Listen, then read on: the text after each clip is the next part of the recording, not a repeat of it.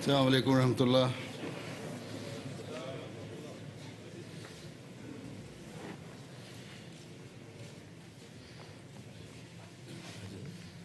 When you permit, I can announce the presentation. Assalamu alaikum wa rahmatullahi wa barakatuh. Welcome to the National Peace Symposium. We start the proceedings with a short recitation and translation from the Holy Quran. I request Sagar Bajwa Sahib to please come recite a portion of the Holy Quran.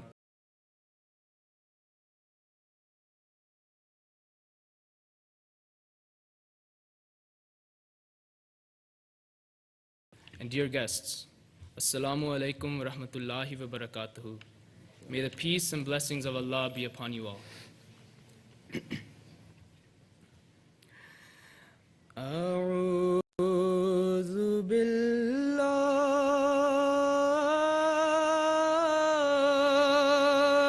من الشيطان الرجيم.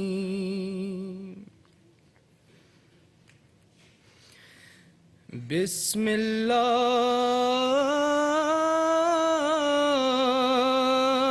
الرحمن الرحيم.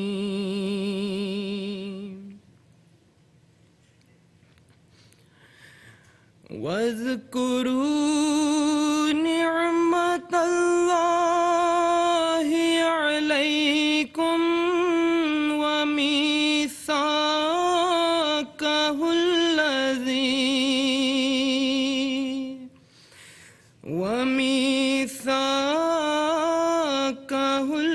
الذي واثقكم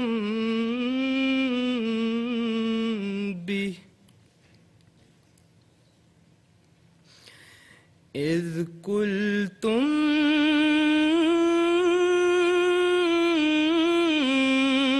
سمعنا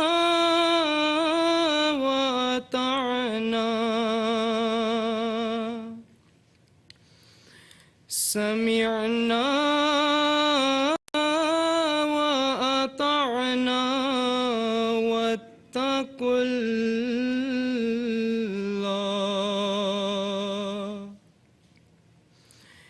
إن الله عليم بذات الصدور.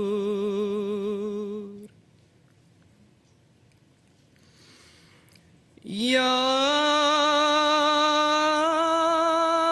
أيها الذين آمنوا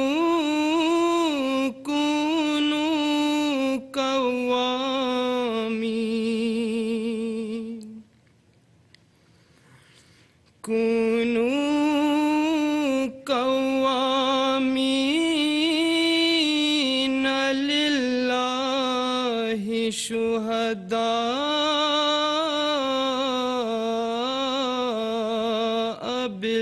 بالقسط ولا يجرمنكم شنآن قوم على ألا تعدلوا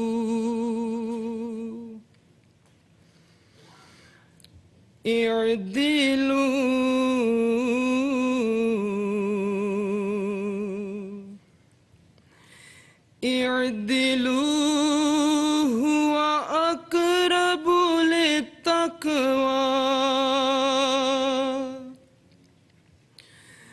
واتقوا الله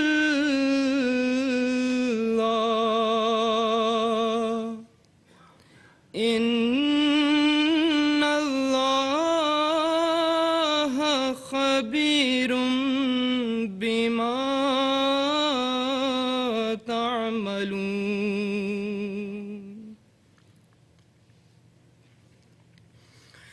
وَأَعْدَ اللَّهُ الَّذِينَ آمَنُوا وَعَمِلُوا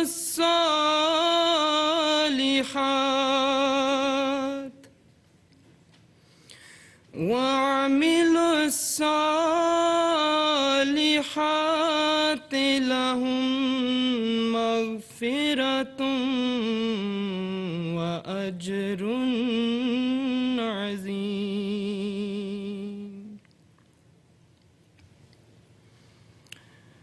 I have just recited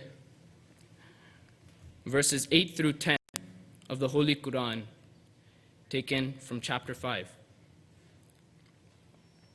Its English translation is as follows. I seek refuge with Allah from Satan the rejected. In the name of Allah, the gracious, the ever merciful. And remember Allah's favor upon you and the covenant He made with you when you said, "We hear and we obey." And fear Allah. Allah knows well what is in the minds. O ye who believe, be steadfast in the cause of Allah, bearing witness in equity. And let not a people's enmity incite you to act otherwise than with justice.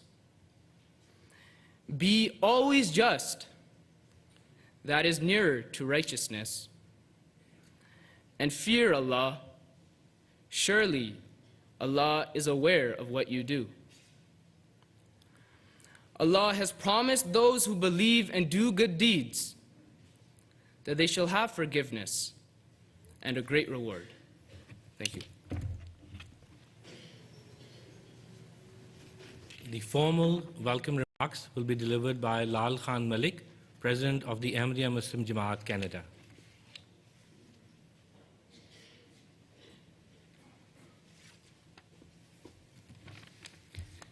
Your Holiness, our beloved Huzur, Hazrat Khalifatul Masih the Fifth, may Allah be your helper. Your worship, Marasio Bivilaqua, Mayor of the City of Vaughan, Deb Schulte, our Member of Parliament, Marilyn Iafrate, our local councillor. Ladies and gentlemen, Assalamu alaikum wa rahmatullahi wa barakatuh. May peace and blessings of Allah be upon all of you. I'm delighted and honored to welcome all of you here at our National Peace Symposium. This symposium is held to promote a deeper understanding of Islam and inspire a concerted effort for lasting peace. We have the honor of launching our first National Peace Symposium today here with a keynote address by His Holiness Hazrat Mirza Masroor Ahmad, World Head of the Ahmadiyya Muslim Jamaat. The Ahmadiyya Muslim Jamaat is a dynamic, fast-growing international revival movement within Islam. Founded in 1889, the community spans over 200 countries with membership exceeding tens of millions. We have built over 15,000 mosques, over 500 schools, and over 30 hospitals around the globe. We have translated the Holy Quran in more than 70 languages, and we propagate the true teachings of Islam, which is the message of peace and tolerance. We have been at the forefront in international disaster relief efforts through our charitable wing, Humanity First. We are Muslims who believe in the Messiah, Hazrat Mirza Ghulam Ahmad, on whom be peace, and we promote love for all, hatred for none. We are a community that is blessed with wide relationships, such as with yours, based on our genuine love of humanity. Along with our active civic engagement, the Canadian Ahmadiyya Muslim Jamaat is at the forefront of Canadian Islamic relations with the government, with the media, and with various other agencies. Thank you, and I welcome you to this evening's National Peace Symposium.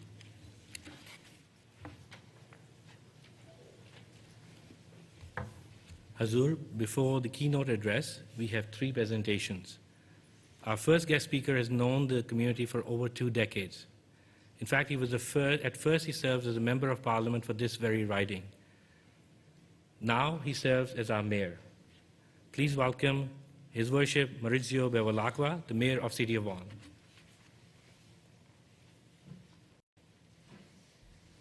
Assalamu alaikum. Mr. President, Your Holiness, on behalf of over 325,000 people who probably call the City of Vaughan their home, I once again welcome you to this wonderful city of Vaughan.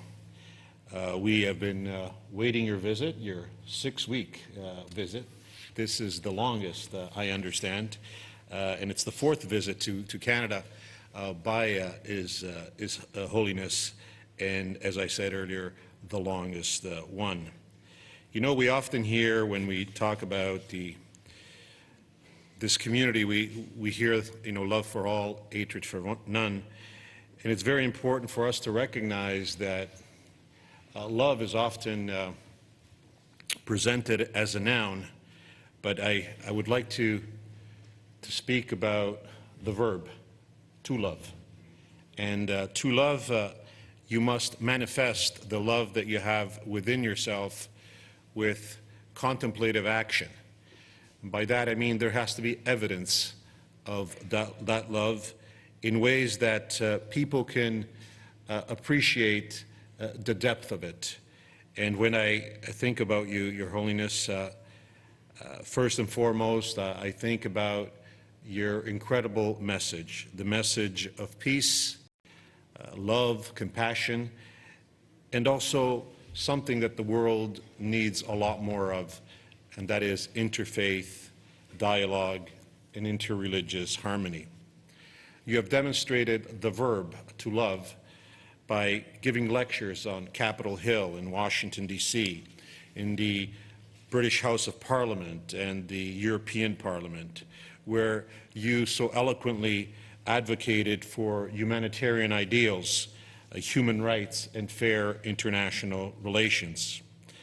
Every year, this symposium attracts many serving ministers, parliamentarians, politicians, religious leaders, and other individuals who care about the ultimate mission of humanity, and that is to build a better world. You've taken, Your Holiness, a particular interest in alleviating the suffering of developing nations by helping them to improve their culture and facilitating access to food, clean water, and electricity. This is an example of what I mean when we talk about the verb to love. It is the embodiment of that which is truly beautiful about humanity. And you know, the great message that His Holiness brings to us, that makes us pause, is a message of hope, of optimism, of confidence, of sharing that which represents the very best of humanity. And all this is being done, why? As we collectively, as individuals, His Holiness will tell you, is that we must always hope for a better tomorrow. But more importantly, understand that we collectively, as a human race, have the responsibility to make it so. We cannot just contemplate and pray. We must go beyond that. Our prayers, our contemplations, our meditation needs to be followed up with actions that speak to the highest ideals of humanity. This year, it's been, Your Holiness, in this community, it has been an incredible, incredible year as we celebrate the 50th anniversary of the Ahmadiyya Muslim community here in Canada. To say that you have contributed to the well-being of this community is an understatement. You have been full partners. Your presence is felt every day in every way in the civic life of this great city of ours. This place is called Peace Village. It is called Peace Village because it represents that word in every single way, in every single definition of that word. It is a place where love conquers all our challenges. And this community has been a great example for many other communities to emulate. Let us just take a bit of time, because I'm so proud of this community, to talk to you about the notable Ahmadiyya Muslim Jamaat initiatives. Your Holiness, Meet a Muslim Family, a campaign to build on our differences and unite Canadians across the country. Stop the Crisis, a large nationwide awareness campaign in the form of a unique, eye-opening production that consisted of live presenters and videos to counter the rise of youth radicalization. Je suis Hijabi, a nationwide campaign to dispel the misconstrued notions surrounding the Muslim woman identity, with a goal of challenging the stereotypes that exist about Muslim women. Fast, with a Muslim friend, a campaign to give Canadians a chance to experience an amazing feeling, something that Muslims consider very sacred in the Islamic month, fasting. And Million Pounds of Food, a campaign to bring attention to the issue of hunger in Canada on a large scale, to make a real difference in the lives of less fortunate Canadians by working in collaboration with local charities to make an impact at the grassroots level. Your Holiness, thank you for turning the noun love into a verb to love.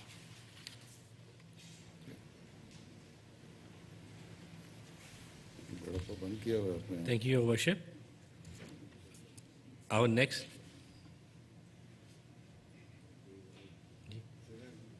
No restriction in clapping. If those who want to appreciate somebody's, We have just if they want to applaud.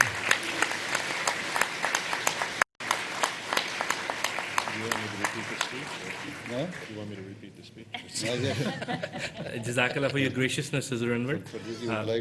You would desire to repeat the speech, huh?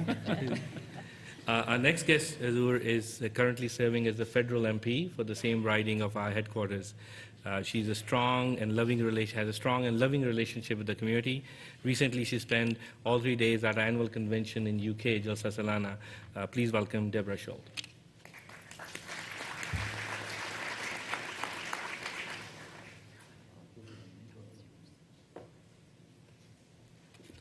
Assalamu alaikum. It's a real honor to be here with Your Holiness, with all of the Ahmadiyya community and its leaders, and all the guests gathered here today. My message is short. My message is really a message of thanks. I want to thank His Holiness very much for taking the time to come to Parliament Hill. He gave a wonderful speech with a message of course, love for all and hatred for none, focusing on religious tolerance around the world. He also included several suggestions on policy direction that we might want to take, and we very much appreciate the time that he took to share his wisdom with us. I also want to thank very much the National President, Mr. Lalkam Malik, for inviting me, as was already mentioned, to England. It was an amazing experience to go to the Jalsa there and meet many of the leaders, Ahmadiyya leaders around the world doing amazing work for humanity. And I just wanted to personally give thanks for that wonderful opportunity, where I also got to hear His Holiness give several speeches on very important topics, and again, focused on peace and love for all. For this community, I wanted to give thanks. You've already heard from the Mayor how important this community is to the City of Vaughan, and I want to personally thank every single one of the Ahmadiyya members who are outreaching in the community on a daily basis. They have helped the government integrate Syrian refugees. They have helped this community to raise funds for a hospital, and we will soon be starting that process and doing a groundbreaking, I understand, shortly. So I just really wanted to be here to say thanks. Thanks to His Holiness, thanks to the leadership of the community, especially with Mr. Lalkam Malik, and thanks to every single one of you that have made a difference in our community. You are a model for other communities to look at, see how can you reach out and be so critical to the success of a city. I also want to wish His Holiness a wonderful trip as he moves from here out west, spreading his message to the rest of Canada. Thank you very much.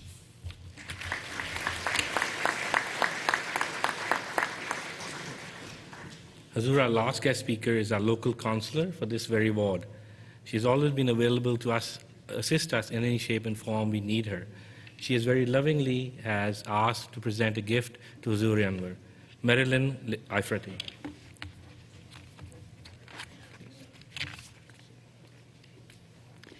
I guess this is the first time I've met His Holiness here in home turf in the village of Maple in the city of Vaughan, and I'm extremely happy, extremely excited, and in fact, most people will know that I'm probably the most ardent champion of this community, a community that speaks to love, speaks to tolerance, speaks to giving back to the community, which is very unique. And I am very, very proud that I had this honor today to be here in the 50th anniversary year of the Ahmadiyya community in the city of, in Canada. So I have a small token that I hope that His Holiness will be able to bring back with him to England, and basically it's a plaque which I'll bring over, and it's as many of you have seen, many of you are wearing the pin with the Ahmadiyyan logo for the 50th anniversary. It's presented to His Holiness in recognition of the 50th anniversary of the Ahmadiyya Muslim Jamaat Canada from myself, October 2016, and to tie in this community with Canada, there's a limited edition silver coin, Canadian coin, that I felt was very much reflective of our ties together. So thank you.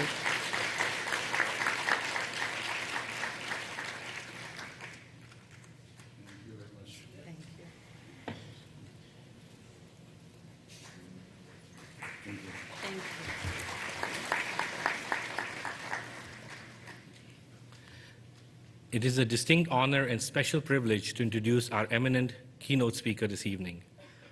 The world head of Ahmadiyya Muslim Jamaat, the fifth Khalifa, His Holiness Hazrat Mirza Masih Ahmad, may Allah be his helper.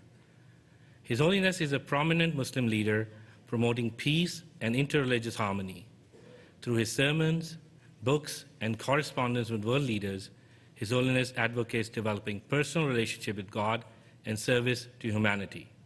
He promotes adherence to universal human values, a society based on true justice, and a separation of religion and state.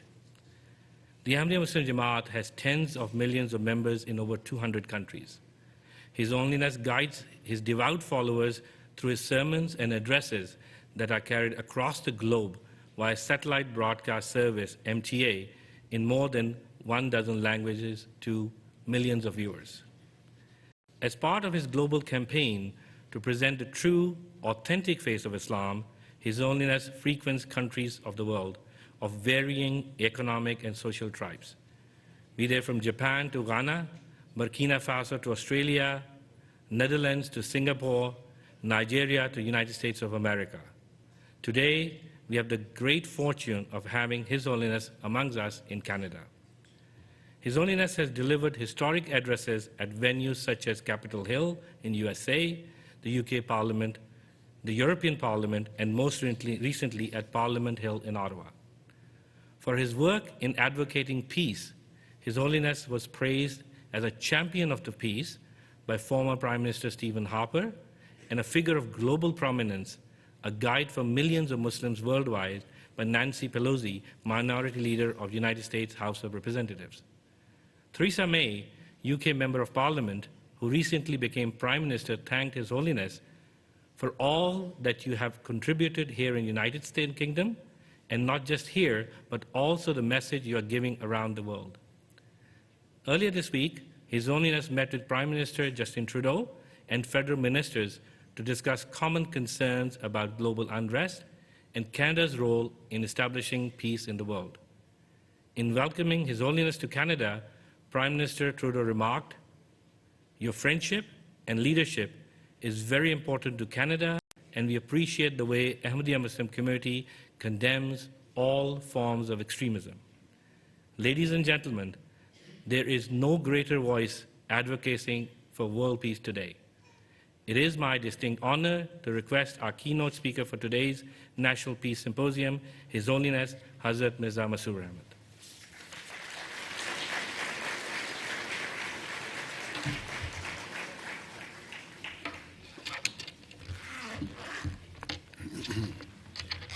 Bismillahirrahmanirrahim.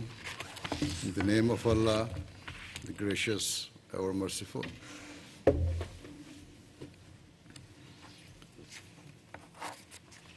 All the distinguished guests, Assalamu alaikum warahmatullahi wabarakatuh. Peace and blessing of Allah be upon you all.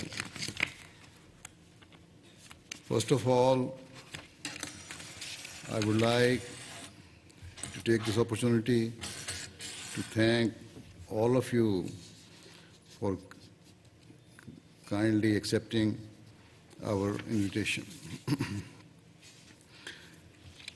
Within Islam, the Ahmadiyya Muslim community is the sect which was established in accordance with the prophecy made by the founder of Islam, the Holy Prophet Muhammad sallallahu alaihi wasallam, over 1,400 years ago. In this respect, the Ahmadiyya Muslim community is unique because though the Holy Prophet ﷺ prophesied that Muslims would split and divide, he did not mention any other sect directly. In this prophecy, the Holy Prophet, peace and blessing of Allah be upon him, foretold of a time when the majority of Muslims would have forgotten the true teachings of Islam, and their acts would not be in accordance with their religion. Alongside this, the Holy Prophet ﷺ also gave the glad tidings that at a time of such spiritual decline, Allah the Almighty would send a person as the promised Messiah and Imam Mahdi, the guided one. He who would enlighten the entire world with the true and peaceful teachings of Islam. And we Ahmadi Muslims believe the founder of our community to be the promised Messiah and Mahdi, who was sent according to the prophecies of the Holy Prophet of Islam sallallahu alaihi wasallam. During his life, the promised Messiah, peace and blessing be upon him, shined an eternal light upon Islam's true teachings and informed the world of what Islam truly represents. Hence, the first point I wish to make clear is that the Ahmadiyya Muslim community should not be considered a liberal or reformist sect of Islam.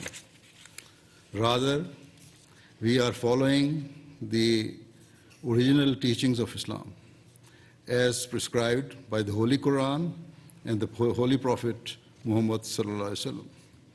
Those noble teachings can be summed up in just 2 lines: to love your Creator and fulfill His rights, and to love His creation and to fulfill their rights. Thus, Muslims are taught to show love, compassion, and kindness to all of God's creation, especially to humanity, which Allah has deemed as the best of creation. It is absolutely true that we Ahmadi Muslims are peace-loving and seek to build bridges of love and hope between different religious and different communities.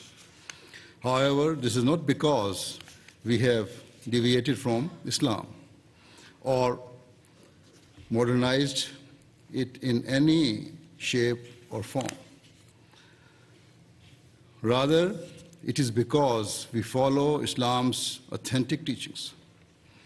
As I have just said, Islam's core teachings revolve around fulfilling the rights of God Almighty and fulfilling the rights of His creation. And so, now I shall explain how the Holy Quran has taught Muslims to fulfill these two fundamental objectives. The very first verse of the first chapter of the Holy Quran states, "In the name of Allah, the gracious, ever merciful."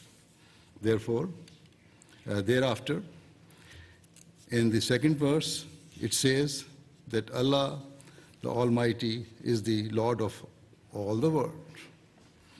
Then, in the third verse, it is again repeated that Allah is the gracious, ever merciful. Hence, the very first verse and the verses of the Quran make it crystal clear that it is not only Muslims who benefit from Allah, who is the gracious, merciful, as the Lord of all mankind. He is not only the provider and sustainer of Muslims, but of Christians, Jews, Hindus, Sikhs, and the people of all other faiths and beliefs. He is even the sustainer of those who deny His existence. Therefore, according to the laws of nature, Allah the Almighty has provided the means and sustenance for the survival of all mankind. This is a general lesson for all Muslims that shows them that they cannot claim that God Almighty is only for them, but He is for all of humanity, and indeed for all forms of creation. Furthermore, in chapter 21, verse 108 of the Holy Quran, Allah the Almighty has deemed the founder of Islam, the Holy Prophet Muhammad, peace and blessing of Allah be upon him. He was sent to this world by God not only as a source of love, compassion, and sympathy for Muslims, but for all people of all faiths and beliefs.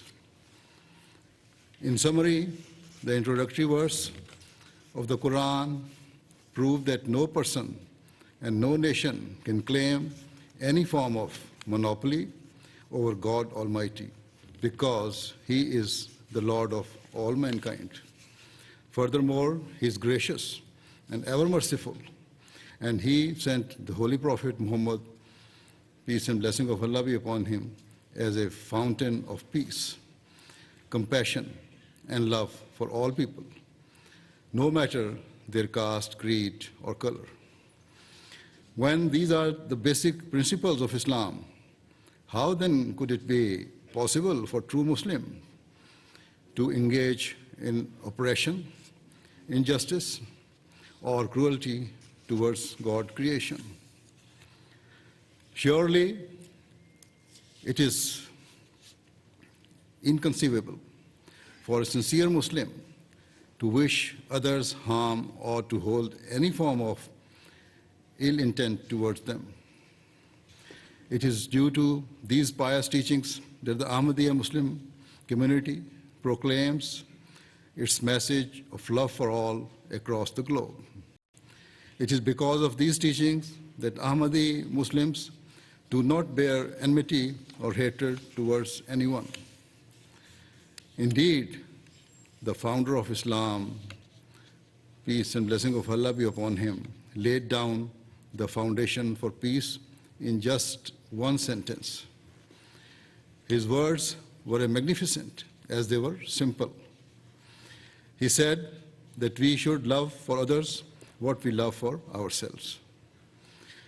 We should desire for others what we desire for ourselves. The question is, what do we want from our lives? Do we desire hardship and grief? Do we desire injustice? Do we want to be treated in a cruel and heartless fashion? Do we have ambitions to be mired in poverty and to go to bed hungry every night? Do we want our children to be plagued by ill health, to be uneducated, and to be placed in danger? Of course, no normal person would ever hope for any of these things. Therefore, as Muslims, we must seek prosperity not only for ourselves, but also for others. We must open our hearts to humanity. We should consider the pain of others as though it is our own pain and grief. It is the duty of a Muslim to fulfill the rights of other people, irrespective of their beliefs or background, and to wish them well, to care for them, and to help them in their times of need. Of course, sometimes circumstances arise which cause people to argue or quarrel. Human nature is such that it is impossible for people to agree on everything, and so disagreement will occur from time to time. But the key is to solve those disputes with justice and fairness, rather than to prioritize one's own interests above others. To bring any conflict to an end, justice is a prerequisite. If a person is not fair and ethical, then whatever grievance or problem exists will only escalate. Rather than peace, all that will be achieved will be increasing hatred and contempt. Thus, at many places in the Holy Quran, Allah the Almighty has commanded Muslims about being just and treating others in the best way. In chapter 4, verse 136, the Holy Quran demands the very highest possible standards of justice. It requires that a Muslim should be willing to forego all of their personal interests for the sake of the truth. Muslims are commanded to put aside their own desires or personal relationships and to be witnesses for the sake of Allah the Almighty. This verse instructs that a person must even be willing to testify against himself, his parents, and his loved ones in order to establish justice. Islam teaches that Muslims' first loyalty must always be to the truth, and so a person must never hide the facts or give false testimony. A person should not be governed by his own personal desires, this leads to bias and prejudice and takes a person away from what is fair and what is right. This enlightened principle is the means to solve the problems of the world and to transform all forms of hatred into peace. tolerance, and mutual respect. Furthermore, in chapter 16, verse 91 of the Holy Quran, Allah directs Muslims to not only speak the truth and to be just, but to favor others. Yet, even this is not the limit of the Quran's teachings, because when a person bestows a favor on others, there remains the possibility that he will seek something in return, or will remind the person of the benefit he has conferred upon them. Therefore, the Quran says that a person should give like kindred. This means that a Muslim should treat others as though he would treat his close family members and loved ones.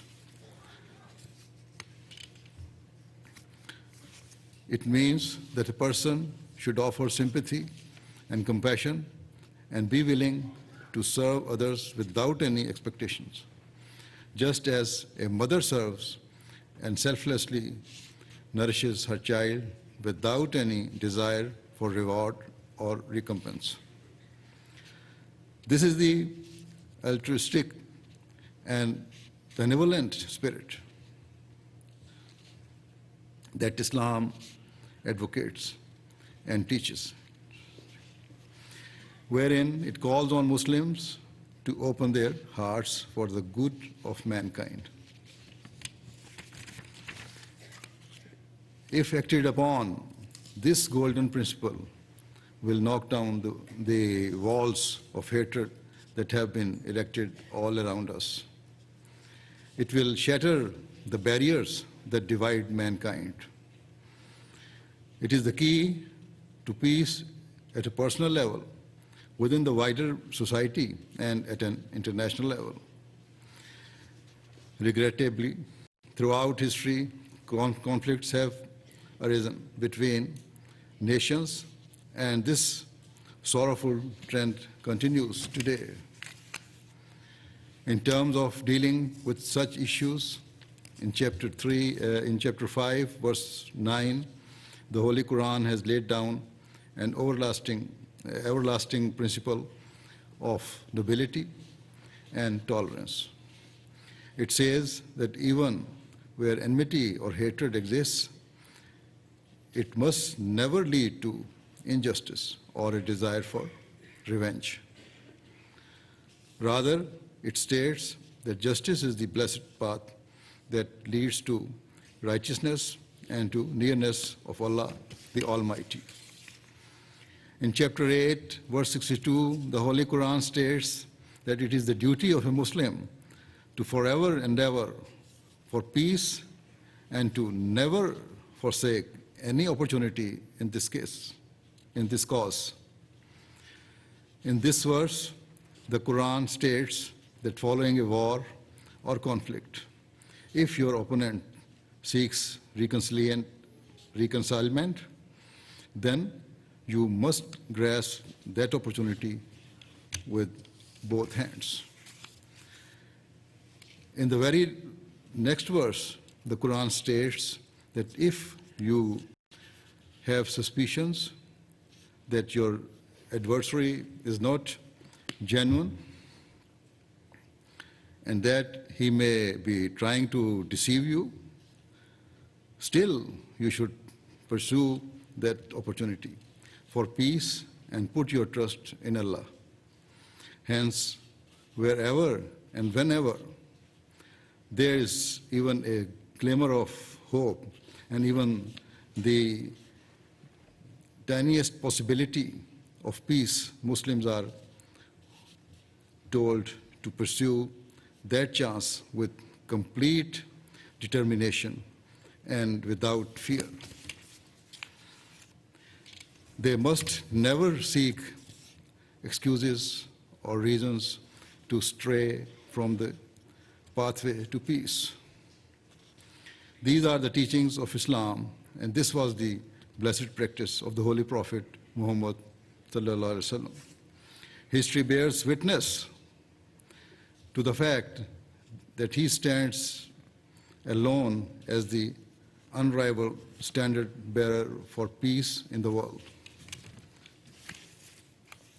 If any person looks at the period of early Islam through a lens of justice and with objectivity, they will see for themselves that the wars fought in the life of the Holy Prophet, peace and blessing of Allah be upon him, and his four rightly guided successors were defensive in nature and were never initiated by the Muslims.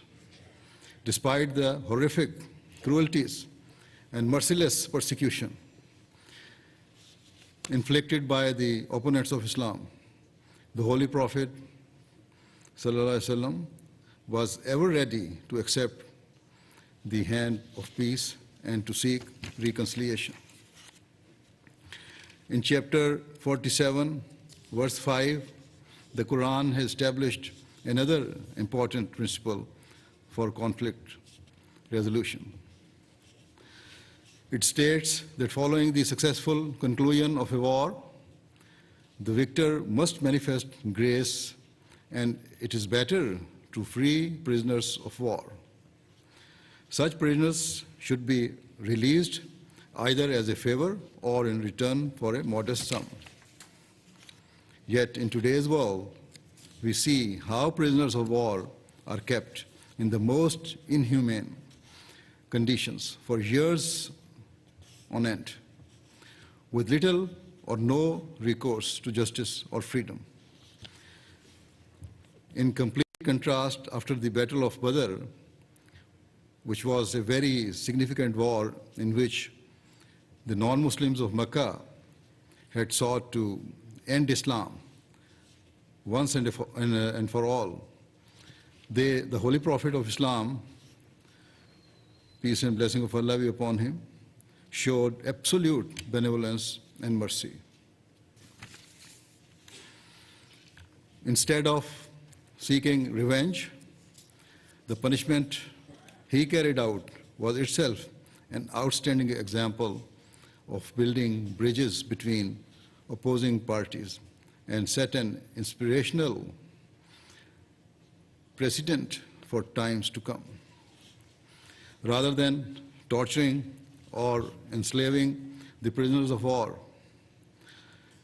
the Holy Prophet ﷺ instructed those prisoners who could read and write to educate the Muslims who were illiterate.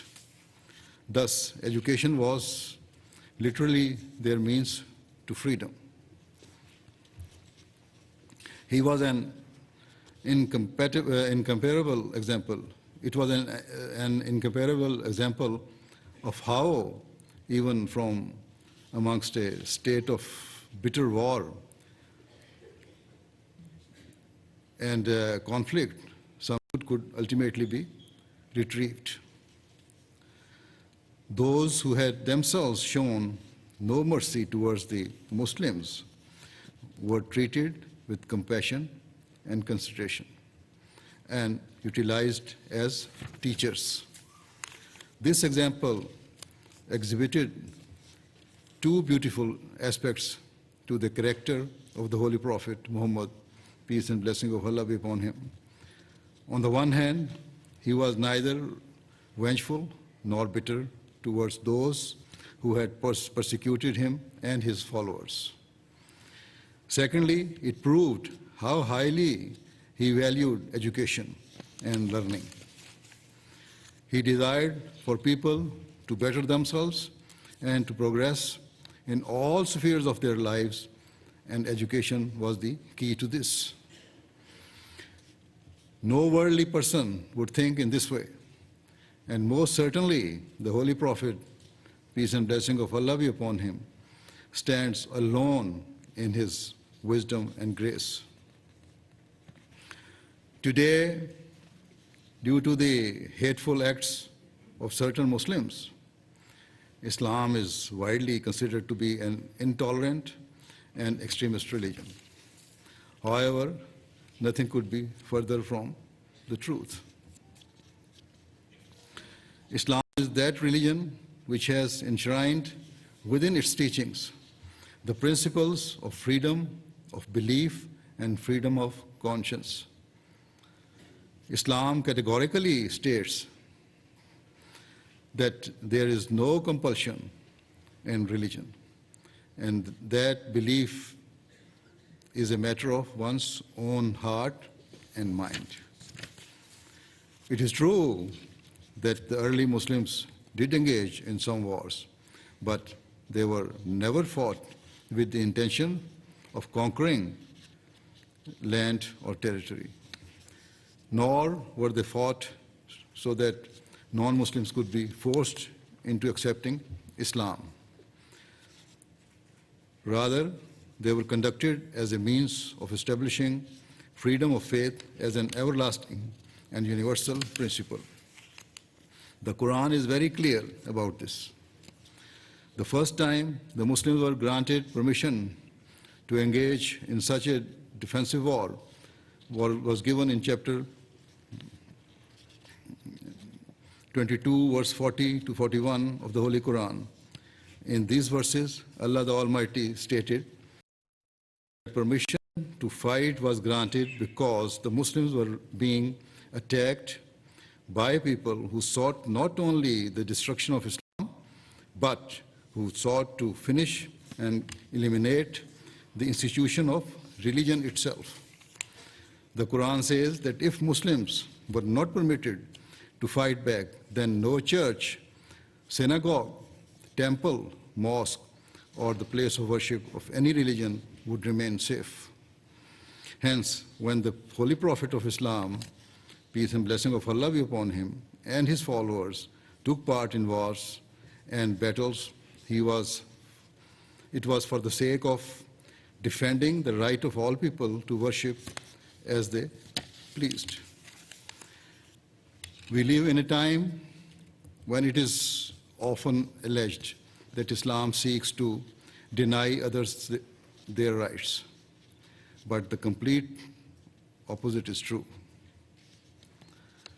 Islam is the religion and that teaching which has taken up that mantle of defending and protecting every religion and all people. Islam is the defender of Christians and Jews. It is the defender of Hindus and Sikhs. And it is the defender of the people of all other faiths and beliefs. These are the unique and unparalleled standards of Islam, wherein the early Muslims gave their lives in order to protect the institution of religion and to guarantee the principle of freedom of belief. Another injunction of Islam is given in chapter 20, verse 132, where it states that no person or nation should cast envious looks at the wealth or resources of others. No one should covet what is not rightfully theirs. Yet, in today's world, it is jealousy, a desire to dominate others, and to unjustly benefit from their wealth that underpins the wars and conflicts that are taking place. Indisputably, such self-interest and greed has been the downfall of mankind and has led to world's peace being undermined time and time again. For example, some governments completely ignore the human rights abuses taking place in countries because they wish to have access to the oil or natural resources of those nations. However, members of the public are not blind, deaf, or dumb. They can see that such policies are not based on justice, and naturally, this leads to frustration and anger. Their hatred is not limited to their own leaders, but also extends to those foreign powers who are motivated only by their greed and not by any concern for the well-being of others. Hence, nations must be fair in their dealings and should not be governed by narrow self-interest, but rather by what is right, what is just, and what is in the interest of the world at large. If Islam's true teachings are sincerely followed, they will prevent grievances or disputes from ever developing. However, the majority of Muslims today are not following the noble teachings of their religion, and that is why their countries are spiraling out of all control. It is a cause of deep regret that despite the fact that Muslims have been directly bestowed with teachings that are the guarantors of peace between people and between nations, it is Muslims themselves who are betraying their own values more than all others. Where Islam teaches justice, kindness, and generosity, all we see in the Muslim world is injustice, hatred, and greed. However, it cannot be said that only the Muslims are to blame for the uncertainty and disorder that we see in the world. In fact, the world's major powers have also been guilty of adopting unjust policies that have added fuel to the fire and increased instability. Rather than working for peace, the major powers are prioritizing their own self-interests and even profiting from these conflicts. For example, some of the major powers are selling weapons to Muslim governments, whilst others are providing weapons to rebel forces. Furthermore, weapons produced in the West have ended up in the hands of terrorist groups. Thus, these conflicts are being fueled from the outside. What I have said is nothing new, but has long been in the public domain. Also of the deepest concern is the fact that opposing blocs and alliances are rapidly forming amongst the major powers. The influence of such countries is far greater than less developed nations. And so the formation of rival blocs amongst the major powers is extremely dangerous for the future of the world. We must urgently address such issues because otherwise we are charging madly towards catastrophic and devastating world war. The consequences of such a war do not bear thinking about. The misery, horror, and destruction could last for generations to come. Therefore, we can only hope and pray that Allah the Almighty grants wisdom and sense to humanity. May every nation and every person come to fulfill the rights of others, and may justice prevail over all forms of injustices. I pray that all people come to recognize their Creator and the fact that God Almighty is the sustainer and provider for all of mankind, and that He is the gracious, the merciful, and that He desires for the people of all races and beliefs to live in this world as one, and for mankind to be united in peace and harmony. Through His grace, mercy, and compassion, may Allah enable such a spirit to develop the world. May we all come to set true peace in our lives. With these words, I would like to once again thank you for joining us today. Thank you very much.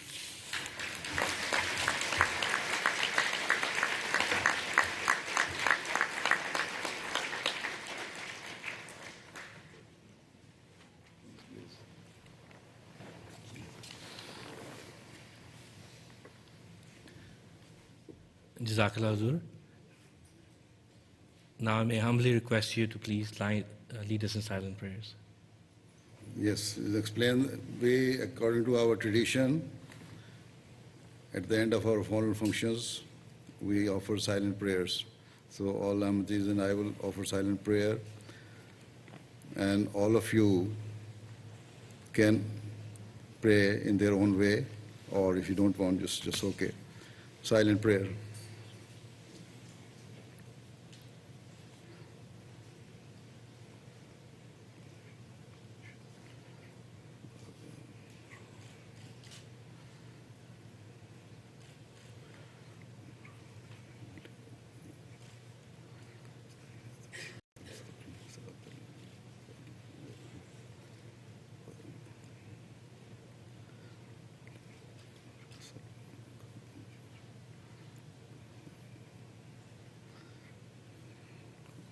I mean,